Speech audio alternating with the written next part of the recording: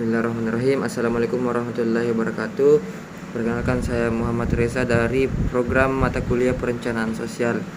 Jadi adapun tugas yang diberikan yaitu membuat video mengenai materi selama kurang lebih 7 pekan. Nah, di sini saya mencoba menjelaskan salah satu submateri di mata kuliah perencanaan sosial tentang kebijakan sosial. Berbicara mengenai kebijakan sosial, tentunya kebijakan sosial ini berorientasi kepada apa yang menjadi kebutuhan suatu masyarakat ataupun suatu daerah, atau bagaimana menyelesaikan suatu permasalahan dalam suatu komunitas masyarakat tertentu atau dalam suatu daerah. Berbicara mengenai kebijakan sosial pasti berorientasi bagaimana dalam mensejahterakan masyarakat dan bagaimana seluruh sumber daya yang ada itu bisa diakses secara adil dan merata oleh seluruh kalangan di setiap masyarakat dalam suatu daerah. Nah, kalau kita berbicara kebijakan sosial hari ini, di sini saya mau mencoba menjelaskan kebijakan sosial yang sifatnya top down dan ada juga yang namanya bottom up. Nah, kebijakan sosial di Indonesia hari ini itu dia sifatnya top down, kebanyakan top down.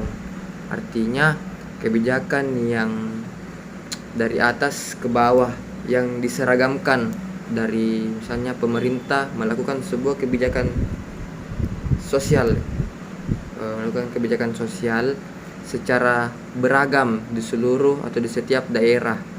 Nah, di situ jika kita lihat implikasi dari kebijakan sosial yang sifatnya top down itu seringkali menyebabkan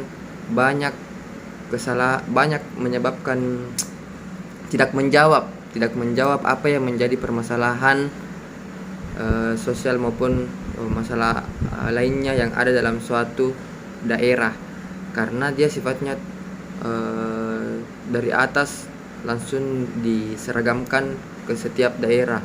Nah, jika kita lihat secara sosiologis, setiap daerah yang ada di Indonesia itu kan dia heterogen, dia plural, sehingga kita perlu melakukan penelitian sosiologi dulu sebelum melakukan suatu kebijakan sosial, menerapkan suatu kebijakan dalam suatu daerah.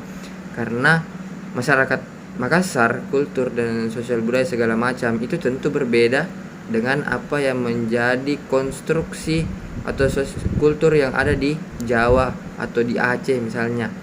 Nah, jadi kebijakan yang sifatnya seragam yang diterapkan dalam setiap daerah itu kadang mengalami timpang. Bisa jadi fungsional misalnya di Makassar, tapi bisa jadi disfungsional, bahkan tidak menjawab permasalahan yang ada di daerah Aceh misalnya. Nah, jadi perlu yang namanya kebijakan kebijakan sosial partisipatori yang melibatkan antara masyarakat dan setiap elemen masyarakat dalam suatu daerah dengan pemerintah. Jadi ada kolaborasi antara masyarakat dengan pemerintah. Nah, itu yang seharusnya yang lebih ideal dalam penerapan suatu kebijakan sosial atau perencanaan sosial. Bottom up, sekali kita melakukan kebijakan secara dari bawah ke atas, atau kolaborasi partisipatif, kolaborasi antara pemerintah dengan masyarakat adat misalnya, atau pemangku adat, tokoh-tokoh adat, mengenai apa sih yang sebenarnya menjadi permasalahan di suatu daerah kita. Nah, itu yang coba dijawab seperti itu. Nah, mungkin cukup sekian apa yang bisa saya sampaikan mengenai kebijakan sosial, secara top down dan bottom up. Cukup sekian. Wassalamualaikum warahmatullahi wabarakatuh.